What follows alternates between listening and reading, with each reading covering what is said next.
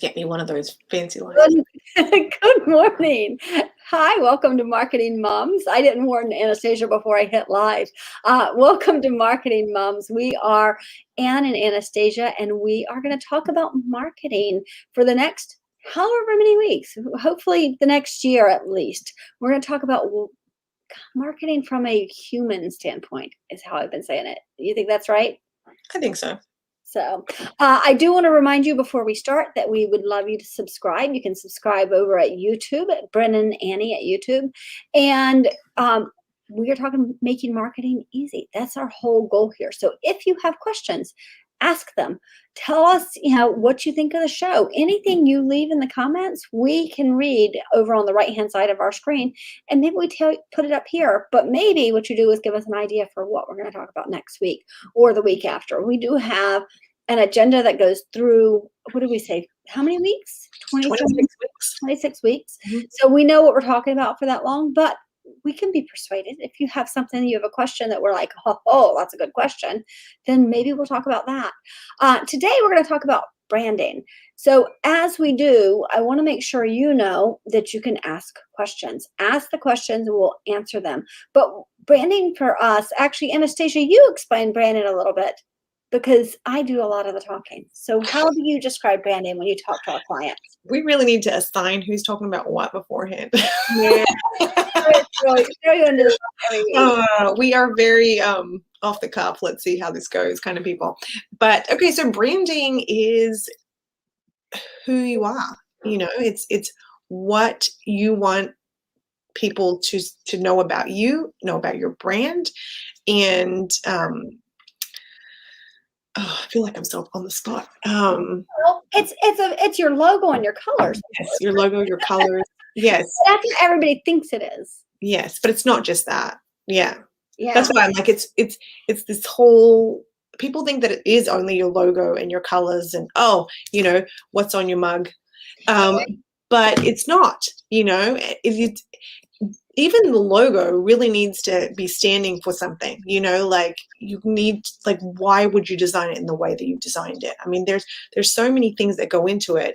And I mean, we're going to talk about this further, but what your company stands for, what emotions you want to evoke when people say your brand, those are the kinds of things that go into the brand. Well, and we work for graphic designers, if we're going to talk about logos real quick before we jump into the real meat of the brand, people do logos based on, they're like, oh, we're an electrician, we should have a lightning bolt, or we're a plumber, we should have a pipe, or, they have these different things instead of thinking about what do you stand for and what problems do you solve. And so, like, you look at our logo, and our logo is it's up in the screen, but it's a swirl, right? There's a swirl behind ASMM, and it's because marketing is everything, right? It's everything. It's not just one thing that you do. It's all of these things that you do. And as you were talking, it occurred to me, you're your brand. If you're a small business, you are your brand. Mm-hmm. Right? You don't have a personal, unless you are very, very incognito, you do not have a personal life as a small business owner. Mm-hmm. In order to run a small business, people need to know who you are, and your brand is your personality and what you do and what you say. And some people learn that the hard way. But I don't think that that's just true for small business. I think that's true for any business size. I mean, we see, you look at all the bigger companies as well, and what they're doing in their personal life does impact the what people think of their business, right?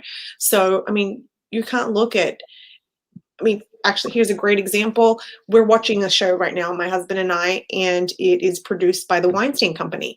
So I'm like, oh, they're still around, like after what he, and because that name evokes what happened in his personal life. Right. Exactly. So I think that there's things, these are things that you need to think about. Absolutely. And also, and I'll probably should have said this later, but you can't have two different personas. Oh, because it comes through, right? Like, there's no way you can hide who you are. So, I mean, we talked, we'll talk about core values in a minute, but, once you decide on those for your business, you need to live them. Right. Right. Or you choose core values that already describe you. Right. Exactly. Yeah. You can't say my core values are, you know, or my brand is serious and stayed, is that a term, stayed? If you're just the class clown and you're always doing something silly and goofy, right? If you want your business to have a very serious front, then you have to have that very serious front about you, otherwise it's going to show through. That's not a bad thing. Mhm. Just, you don't have to choose something that you think should be your brand. Yeah. You can choose what means the most to you. So, like for us, we'll talk about core values now. Yeah. One of the most important things for your brand is to understand who you are, right? So, for us, our core values here are authenticity and gratitude. And it came from me. I Mhm. am about the most authentic person you can get. I don't hide anything. I got no secrets. I'm just going to say it how it is. If I'm angry, my face shows it. If I'm happy, my face shows it. So authenticity is really important, and gratitude, because I'm honestly grateful for every single thing. And my husband thinks I've told you the story before, but we go to Maine and we would ride the same loop over and over. And every time I'd come around the corner, I'd go, ah, it's so great. And he's like, you're the most enthusiastic person I know. And it's because it is so great. And I'm so grateful to be able to see it every time. So, but that runs through everything we do in our business as well. Mhm. So when we have our branding meetings with our clients, we ask them a lot of questions, Yeah. and usually I'm asking all the questions. But what is the question that I ask that you usually think, oh, this is my favorite one. This is one I really want to know. Oh, that's a good question. Um, Actually, I think that that's changed recently, and it was as a result of Stardust. And I know we mentioned Stardust last week. They're like our most recent client that we've onboarded. Um, but when you were asking her about her the adjectives, Right, 5 adjectives that yeah, describe your business. and like when she described them, and you know what, maybe it changes every time depending on the client, because I do think that it just depends. But I really, for whatever reason, that resonated with me the other day, and I was thinking, oh, I like that. you know I mean, I do content creation. I don't do a ton right now, but you know those are the things that you need to think of and have in your mind when you're creating Yeah. content. And so I did like that question. Well, and I like it for her. She answered in a way that was really, she's a stylist. So for her, she's really thought these things through. Whereas a lot of people we ask and they're like truth, honesty, blah, blah, blah, blah, blah, right? And you're like, okay, well, everybody appreciates those things, but what are the things that really describe your business? And she used words like sparkly, or what are some of the words? Sparkly, Warm. warm. uh, Yes. I think laid back was also one. you Yeah. know I think, and maybe it's because we've known Stacey for a little while, before we started working with her, and it was like, oh, I feel like she's very authentic to her. Like her brand for the business is very authentic to who she is. And so I like that. I like that she was able to verbalize who she is. Absolutely. I probably can't do the same thing for myself, but Yeah, well, it's hard sometimes to do that. And so we send out for us, and actually you can sit down and do it. We can send you, if you really want the questions, ask us, we'll send them to you. We'll send you the list of the questions. But I think when you don't take the time to really think about it, then you give these halfway answers. And what you may find is that what describes you is different. So think about the things your client tells you. That's how I would answer that question. What do your clients say about you? Right? And maybe one word answers are just not the best. When you say adjectives, describe yourself in an adjective, it's harder. But do think about what are the things your clients tell you, because that's going to explain your brand a lot. I think some people are afraid to ask their clients what they think too. Like I think that small business owners, and those who help the small business owner often have this feeling, we talked about this before, in the imposter syndrome, and I think that that's what's so scary about these questions, right? It's having to put these things in your face and like really evaluate like what your audience is thinking, what your customers are thinking, and what you think of yourself and how they mesh. Like, are they the same? Are they not the same? It's a difficult I think it's a difficult thing to think about. Like some people, we have a couple of clients right now that we're working with from the ground up, and we're helping them get everything put together before the marketing actually begins. And Absolutely. so that's a little bit different process, because now they're being confronted with these things from the beginning before they even go to market. Whereas with people that have been around for a few years, it's something that they're not necessarily willing to look at. Well, and maybe they don't even know, like, or maybe they've been doing it one way and they're like, but that really isn't representative of who we are, or I don't really want to redo my logo, or I don't. So I'm thinking about Sunday right now. So we're working with a company called Sunday PC. They have not launched yet. We're really excited about them. I wasn't going to name them. I thought that we weren't allowed to. So, but it's awesome because when we created the name, and it's Sunday as in an ice cream sundae, but they're a PC company. And we did that. We can't help them come up with a name together. We worked together with this. But we did it because when we asked him what he stood for, he talked about family. He talked about the ease of buying a computer, right? But he also talked about how they wanted to be fun, and they wanted it to be something that you were excited to sit on your desk instead of a great big box. It's like this big. The little thing is like that big, tiny. And so it was neat to have him define what he wants this to be before he really gets started. Because so many of us start a business and then go, I don't know what we're about, right? I don't know what we really stand for.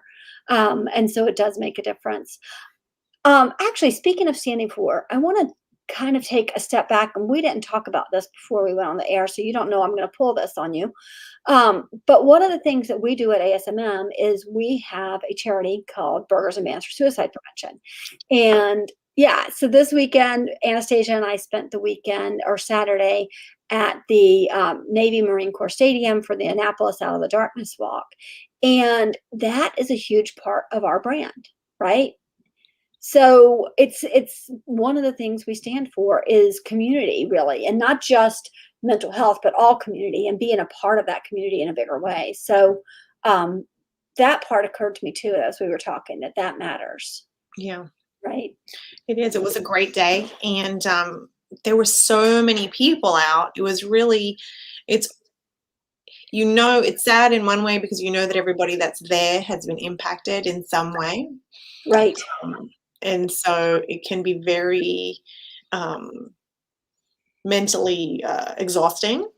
Yes. But this way that they did it this time with the staggered walking time decreased that a little bit for me. And it was great because people were out celebrating the lives of the people that were lost or the people that have struggled and that they're trying to support, so it was a great event. They did a really good job. It really was. One of the things I have to tell you, I hadn't noticed, or maybe I noticed and we hadn't talked about, but one of the things that really hit me hard this year, and maybe it was because of the staggered start, so you had teams coming in together, is some teams, they have been coming for 5 years, and so each year it gets a little smaller and a little smaller. And so what was really overwhelming to me was to see the teams who came in with so many people. I can't remember the one. We saw one group come in all purple, and it was very, very big. And we knew because we've been here before that means that's somebody who was recently lost. Yeah. There were people in t-shirts. There was one that had a t-shirt from 1988. Yes. So I think that there were, and we met a lot of people that have known somebody that it's happened a while, and this is just part of their annual honoring of them. Exactly.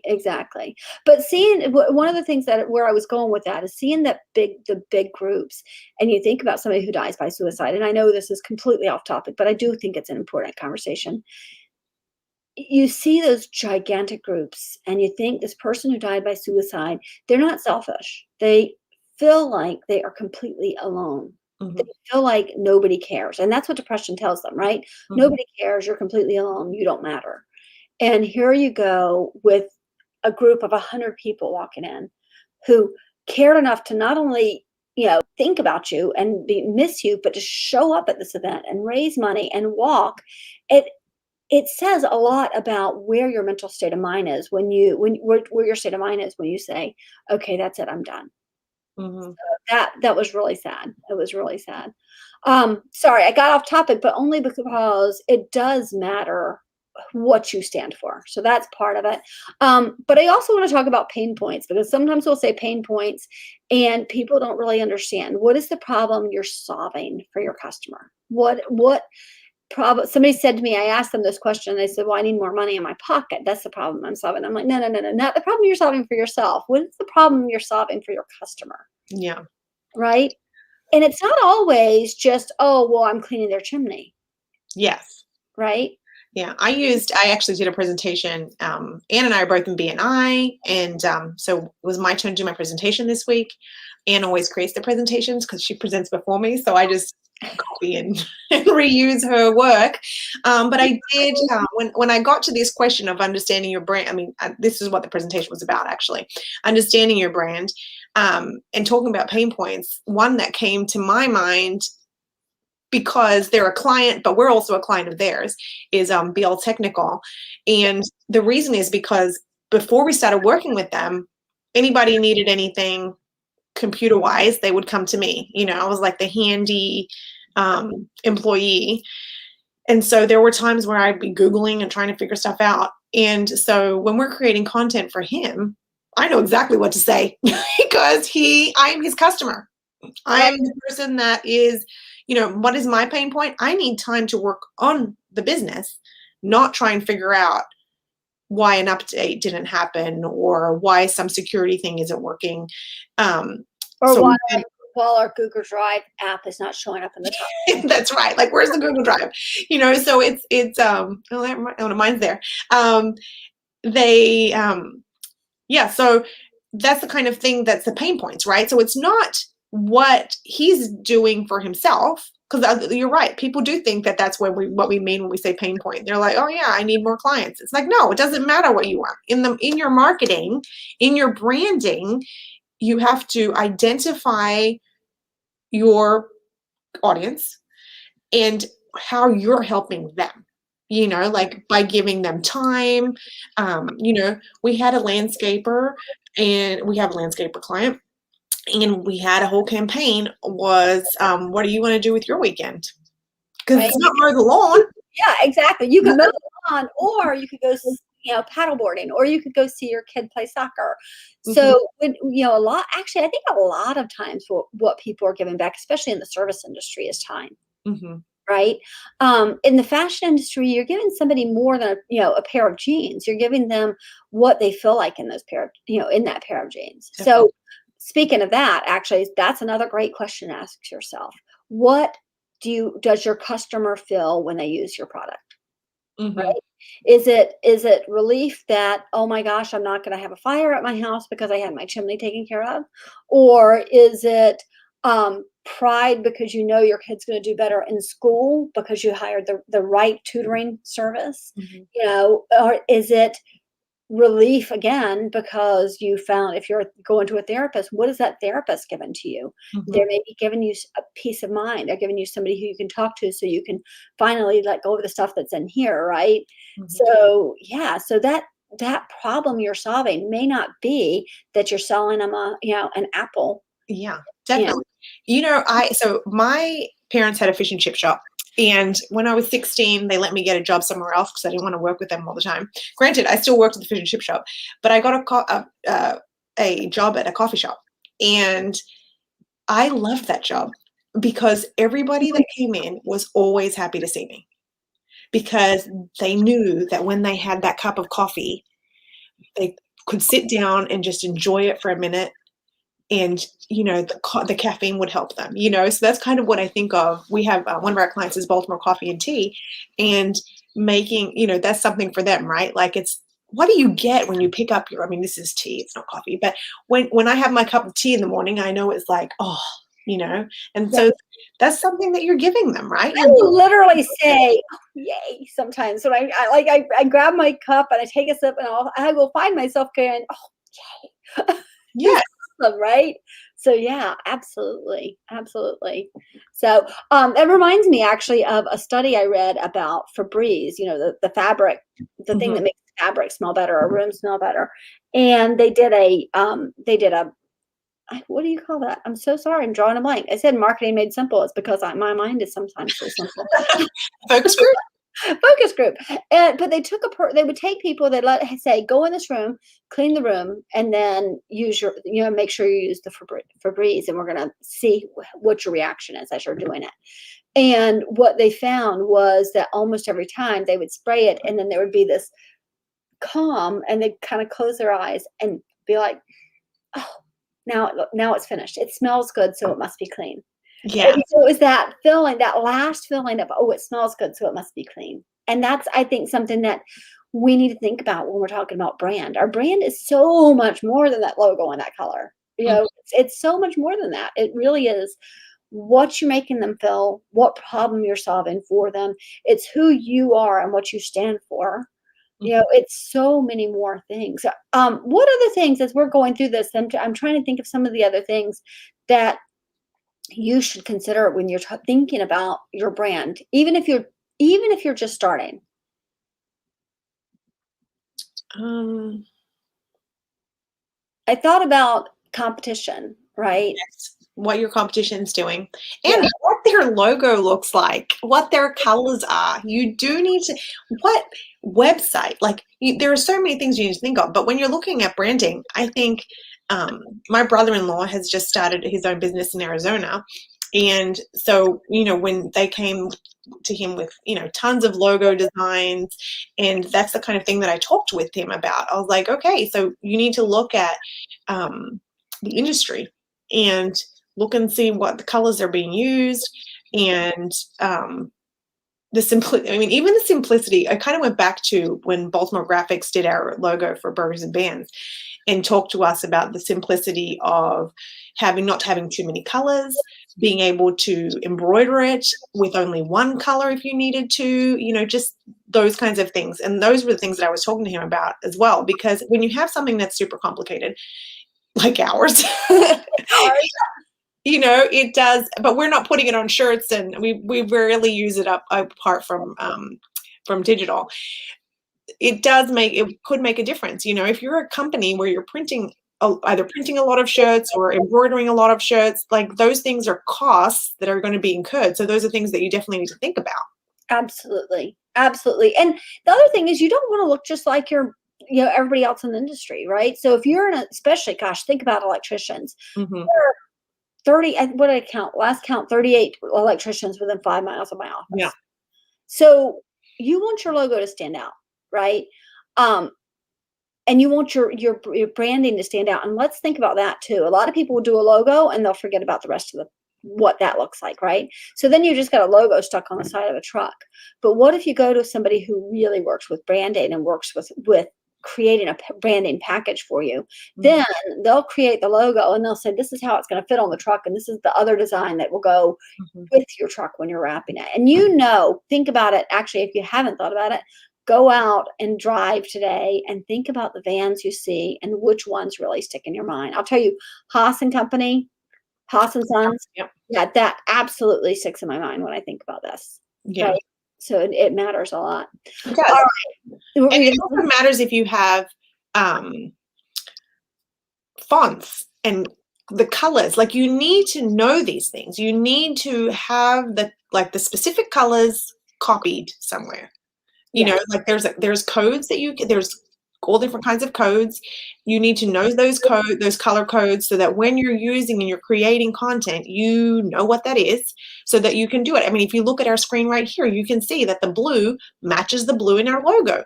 Like, you're not going to use a different blue. You're going to make sure that it's cohesive, and that's important. Yeah. It occurred to me that one of the things to think about when you're creating, if you're just starting a business, even if you're like, even if you're just like me, right? I started my business. I did a horrible job of branding in the beginning because honestly, I started this business thinking, well, I'll get a couple clients and then I'll get a real job. But if you don't think that that's what you're doing, if you're like, I'm starting a business and I want to see where it can go, assume from the beginning that you're going to be a bigger company. Mhm. So when you have 10 employees, what do you want that place to look like? When you have enough people coming to you that you're maybe having TV ads, then what do you want that logo to look like? So I really discourage you from designing it yourself unless you are a graphic designer. Don't Mhm. design it yourself. Have somebody else do it. And if you are a graphic designer and you do design it yourself, show it to people you don't know Mhm. before you put it on your things, because it does matter. It really, really does. So, all right, I want to talk because we are coming up on our time. So I want to talk about what we're going to talk about next week and why it's important. So next week we're going to talk about websites. Websites. Oh my gosh, I have to tell you, I just talked to an architect who does beautiful work and has no websites. And I told him, I was like, I've been looking at redoing my kitchen and I found several kitchen companies that don't have a website, and I skip over them because I want to see the work you do. I am not going to hire you if I can't see the work you do. So websites matter a lot because people are coming to them to figure out who you are and really get to know you, Mhm. right? But most people spend no time on them. So next week we're going to talk about being intentional with your website, how to create it, how to make sure you're paying attention to it going forward, and all of the things that will make you stand out, how you're going to use your website for marketing. So that's what we're doing next week. Anastasia, you have anything else to add? Do because you made that comment about thinking of the bigger picture and where you want your company to be, and we have definitely been doing that for the last few years. Like, just we're thinking in terms of growth and where we're going to be. And one of the things that I just want to reiterate, since we're talking about branding, is that your branding isn't just for your marketing. It is for your company culture. It's for all of that. Like, it all intertwines. And so when you're thinking about your brand, make sure, you're thinking about it across the board. What is my marketing going to look like? But then what do I want my employees to feel like? Because Absolutely. what they say about your company really is going to matter as well. So it has to all work together. We should talk about that. And I know that's not on our list, but we should add that to our list of internal marketing, That's because internal marketing matters a lot. And I'm gonna so my son goes to Duke Ellington School of the Arts in DC. And we it is really amazing. This school is really amazing from at the way they market within the school, not without, but within the school and the things they say. So you'll hear them talking and they're like, oh, you're at Duke Ellington now. So one a good example is Zane has hurt his hands and he's a guitarist. And the teacher said to him, you're at Duke Ellington now. So your body matters. You've got to start thinking about how you're taking care of your body as a guitarist. And that internal, you're at Duke Ellington now, and this is what it means, is huge. So I think that's something we should talk about going forward. But until we do that, it's something you should be thinking about going forward. Make sure you're thinking about, do your employees know what your core values are? Do they know what you stand for? Do they know if you do have a cause, why do you have that cause? Why does it mean something to you? Why isn't that you picked suicide prevention over the dog shelter? Right? What is it that means something to you so that they can then say that same thing to other people, right? But they can also feel like they're standing up for something, right? They are a part of something bigger than themselves, and you've built that into your culture. So do think about that going forward. Websites next week. If you have questions between now and then, send them to us and we'll answer those specifically. And I forgot to ask you, Anastasia, how your weekend was as Oh, we did this. I was good. We went to the walk on Saturday, and that was nice. my oldest, it's her birthday tomorrow. She's going to be 15. So we took her friends out for dinner. And then we ended up going to the Renaissance Festival yesterday. Oh, nice. It was my first time. I'll probably go back. It was very interesting. Key lime pie? No, I didn't. Oh, it's so I thought good. about it. But then, it was kind of, we had some other stuff. And I thought about it because there was like a key lime pie dipped in white chocolate and then there was a key lime pie. And I was like, I don't know what one. And then I got sidetracked and forgot all about it. Yeah, that happens. So, but it was fun. I read the blog from Jen Schaub first. Oh, yeah. I saw that one went up and I was like, oh, that's interesting. I mean, I had no idea that this went on for months here. And like, it's a whole little world. It is. And people come from across the country to go to it. Yeah, it was really, really good. I really enjoyed it. And it's not an expensive day. It was very affordable. Yeah, it's a lot of fun. It's a lot of fun. So I went to the walk. I came home. We went to see Tony Snow, which is actually, I had no idea about this. Okay. It was at Arena Stage, and it's a play about Tony Snow. No, not Tony Stone. Sorry. Tony Stone, who it was an African-American woman who played in the Negro Leagues.